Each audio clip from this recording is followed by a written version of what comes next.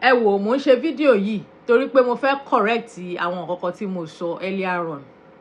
Now alákọ̀ọ́kọ́ ni wípé orí stage yẹn náà ni wọ́n ti reconcile. Nígbà tí mo ṣe fídíò yẹn earlier mi ò wo àwọn fídíò yẹn dáadáa because ìgbà tí mo kọ́kọ́ ṣe fídíò yẹn it was àárọ̀ kùtùkùtù ni mo ṣe, so mi ráyè wo dáadáa.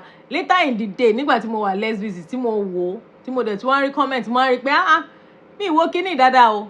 Ẹ mọ̀ bí kíní yẹn ṣe jẹ́rìí ṣe ni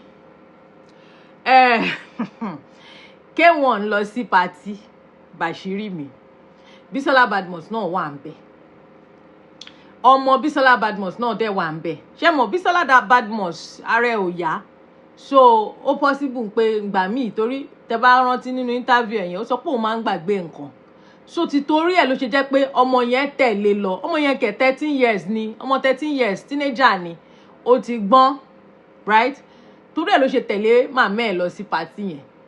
Nígbà tó wá dé party yẹn K1 ló wá ń kọrin bẹ̀, àwọn èèyàn ló wá ń sọ fún ọmọ yẹn wípé kó lọ kí daddy ẹ̀ because initially èmi náà ń sọ wípé ṣé wọ́n ti kọ́kọ́ ní private meeting kan tẹ́lẹ̀ tí wọ́n ti reconcile ní bóyá K1 wá apologize fún wọn lọ́n wá decide láti show wa ní public ni, but wọ́n ní bẹ́ẹ̀ yẹn kọ́ ló ṣe jẹ́.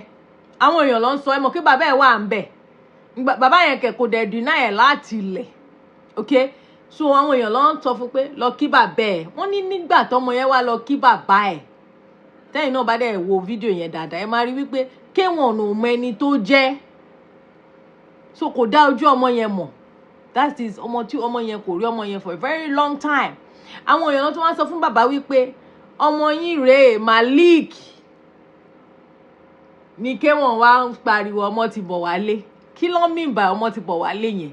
Ṣé wọ́n try láti sọ fún wa ni wípé Bisola ló deny àwọn of access to his son for a very long time ni, àbí kí ni ìtumọ̀ ọmọ ti bọ̀ wálé? Ṣé mọ̀ pé àwọn Yorùbá wọ́n máa ń ní àṣàkáṣà yẹn tó bá ti abandon ọmọ wọn ò ní care, wọ́n máa sọ pé tó bá yá ọmọ máa wá bàbá ẹ̀ wá. That's the same thing tí K1 ń ṣe nínú fídíò yẹn. Fẹ́yìn tẹ́ bá mọ̀ ní orin tó ń kọ yẹn tó ń sọ ọmọ ti bọ̀ wálé, ọmọ ti bọ̀ wálé. Kí ni ìtumọ̀ yẹn? So Bisola, the reason she was teary ni pé possibly Bisola kò ń gan, of course kò wà prepared pé irúkọ bẹ́ẹ̀ yẹn lè ṣẹlẹ̀. Bóyá kò tiẹ̀ mọ̀ wípé K1 gan máa fẹ́ acknowledge ọmọ yẹn in public because all this while ó ignore wọn. So nǹkan tẹ́ ẹ rí nìyẹn. In fact àwọn kan tí wọ́n pé wọ́n máa ń read the lips èèyàn wọ́n tún wá jẹ́ pé yé wa wípé nígbà tí K1 gbẹ́nu sí ọmọ yẹn létí tó ń sọ̀rọ̀ fún yẹn pé ó ń sọ fún pé ìwọ àti màmá ẹ̀ kẹ́ wá rí mi later. Èmi ò mọ àwọn gbébọrùn nǹkan tí wọ́n ní wọ́n sọ nìyẹn o. So to be honest, let's call it like a reconciliation. It's just that to me tó bá jẹ́ pé ọmọ yẹn kéré tí ò ju bí 1 àbí how many years lọ tí bàbá ẹ̀ ti abandon wọn, so to speak, I still consider it an acknowledgement, not a reconciliation. I don't know what you guys think sha, but ẹ jẹ́ kí n mọ̀ nínú comment section. Meanwhile, there's the other thing tí mo tún fẹ́ sọ, òun náà ni K1 wọn ever deny paternity ọmọ wọn tí wọ́n bí pẹ̀lú Bisola Badmus, ìyẹn Malik. In fact wọ́n náà wọn lọ ṣe kó mọ̀, and for a while he actually took care of Bisola and the baby until tí nǹkan dẹ̀ ṣẹlẹ̀. Then nínú fídíò tí mo ṣe yẹn mo sọ wípé K1 ti fẹ́ Títí Máṣà ń gbà yẹn, but that's actually not true. But K1 àti Títí Máṣà wọ́n ti ń fẹ́ra wọn bọ̀ wọ́n ti fẹ́ra wọn legally as at the time tí Bisola Badmus bímọ. Let me tell you what happened. K1 wọ́n wà married legally to Wendy tó wà ní Canada, ṣùgbọ́n Alfatia ó bímọ fún wọn. Bisola Badmus náà wá bímọ fún wọn. Àwọn ọmọ wọn díẹ̀ lọ fi jura lọ because ọmọ Bisola Badmus yẹn bí 13 ni. In fact ọmọ Bisola Badmus ó ju Anjola lọ.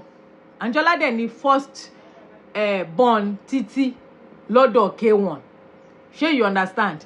so àwọn méjèèjì ni wọ́n jọ bímọ fún K1 táwọn ọmọ wọn kàn jura lọ pẹ̀lú bí oṣù, right? Ṣùgbọ́n nǹkan kan wá ṣẹlẹ̀ according to àwọn tí wọ́n mọ̀. Wọ́n ní pé shortly after tí Bisola bímọ fún K1, ó wá lọ grant interview kan lórí encomium. Èmi náà wá rí ní interview yẹn, nínú interview yẹn ó sọ síbẹ̀ pé òun wà married to K1. Meanwhile wọn dẹ̀ wà married. Ó tún sọ síbẹ̀ pé òun ni bàbá ọmọ òun, ó dẹ̀ ń tọ́jú òun love ẹ̀ gan, kíníkan ìgbà kan àwọ̀ kan. Ó ṣá, I will read the interview to you. But ṣé mo pé gbogbo ìgbà yẹn he was not married to àwọn méjèèjì yẹn, Fathia àti Bisola Badmus, but àwọn méjèèjì ló ti jọ jẹ́ baby mama ní period yẹn. Mi wá mọ̀ bóyá Fathia náà grant interview, because as a matter of fact K1 ò fẹ́ Fathia until 2018. Unfortunately marriage wọn gan ò tún wá last kó tó di wípé àtẹlẹ́bà yellow ó wá kó sí wọn láàrin. So even Fathia was K1's baby mama for a very long time. In fact níjọ́ tí K1 fẹ́ Fathia yẹn, ìgbà yẹn ni wọ́n clock 61 gẹ́gẹ́ bí mo ṣe kà lórí Premium Times. Ẹ máa imagine o. So she was a baby mama for a very long time. If only wọ́n sọ bẹ́ẹ̀ ni o, bóyá tó bá yẹ pé Bisola lọ grant interview tó lọ sọ fún gbogbo ayé pé K1 ni bàbá ọmọ òun, bóyá ọ̀n bá fẹ́ra. But that is not even the issue here. Ẹ jẹ́ kí n ka nǹkan tí Bisola sọ kí wọ́n dàbí pé mo kàn ń sọ̀rọ̀. I'm reading from Premium Times. Kíní wọ́n publish ẹ̀ about 12 years ago, right? Wọ́n ní pé ẹ máa gbọ́ o. There's a tale that you're claiming that K1 the ultimate is the father of your baby. How true is it? Bisola wá dáhùn wípé yes, he is the father of my son. That's not a lie. My son is not a bastard. Only, what's your son's full name? Only he is Abdul Malik Ayinde Marshal. I have never regretted having a baby for K1. He has been a wonderful father to my son. He is taking good care of him. I thank God for giving me a wonderful son, a cute one at that. I am happy as a mother. Let me correct the impression of the public and some press men that may be because K1 had denied the paternity of my son. That's why I kept quiet. That's not true. I only don't want to talk about it because I hate noise, most especially on my son because he's too young for that. As at that time, Malik was about 1 year old, right? Now, everybody knows I'm naturally a very quiet person. That's why I refuse to talk about or even grant any interview on the matter. I know who the father of my son is. It is not controversial. So another question, is there any misunderstanding between the two of you at the moment? Bisola down we never had any misunderstanding. He still pays his bills as a father, and my son will be happy knowing that K1 is his father. He has been so caring to us. I can't fight the father of my baby. That can never happen between us. K1 has been a good father, and I love him for that. Wani, how long have you been in a relationship, or was it a one-night stand? She replies, it wasn't a one-night stand. We had a good relationship. We agreed that we should have a baby. So it's not that she just got pregnant. He wanted to have a child with her, according to this interview. Tó bá jẹ́ pé nǹkan tó publish lóòótọ́ ni o. Only not that I forced my child on him. Okay, so I'm correcting another impression. Although, as a woman, you ought to know better. A man that has not married you, that has not yet paid your dowry, kó máa sọ fún ẹ wípé kó bímọ fóun. Why? And Bisola kò marry rí, kò bímọ rí. So you can imagine. But maybe she believed him because she thought he was going to marry her. Anyway, ṣùgbọ́n as far as I'm concerned, olóyún fẹ́yàn throughout 9 months tí oyún yẹn fi kó tó bímọ yẹn kò fẹ́, ó yẹ kó ti mọ̀ pé kò ní nǹkan ṣe.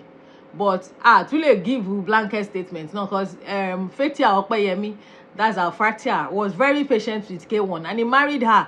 Ọlọ́run ló mọ̀ how long ni wọ́n ti ń date. Tí yẹn ti bímọ bí mélòó kan, bí ọ̀dà kó ti máa bímọ bí méjì. kó tó dín pé wọ́n fẹ́ gẹ́gẹ́ bí ìyàwó legally. Unfortunately ṣé mọ̀ pé wọ́n fẹ́ Fathia gan náà ní 2018 by 2022 àbí ṣé 2022 kọ́ ni bàbá lọ fẹ́ Emmanuel Arọ́pò náà ńkọ́ òun náà dancing relationship náà ó ti crash. So maybe K1 is better as a baby father than a husband. Anyway, wọ́n wá béèrè lọ́wọ́ ẹ̀ wípé, are you telling us that you are married to him? Bisola wá dáhùn o, according to what was written here, of course I don't have any other husband. Èèyàn kan wá ní, but we learned you are afraid of his new wife Titi Masha, that's why you remained silent on the issue. What's your comment on this? Meanwhile, as at that time, K1 ò tí fẹ́ Titi Masha legally, but bóyá wọ́n ti wá ṣe bí kí la fẹ́ pè yẹn sìn bí traditional wedding o, but yẹn ò sí nínú news. Ẹ ti understand, torí ẹ̀ lèmi ṣe sọ pé possibly Titi was just a long time partner tọkọjọ wà tí wọn marry for a very long time until 2018 yẹn ni ìyẹn wá dáhùn o Bisola pé okay, I told you I kept quiet because I don't like noise, especially about my little boy. Besides, no one has ever been a threat to me. My husband is my husband. I don't believe I owe anyone any explanation for marrying him. Nobody was there when we met. Then how can anybody become a threat to me or my marriage to K1? That's not possible.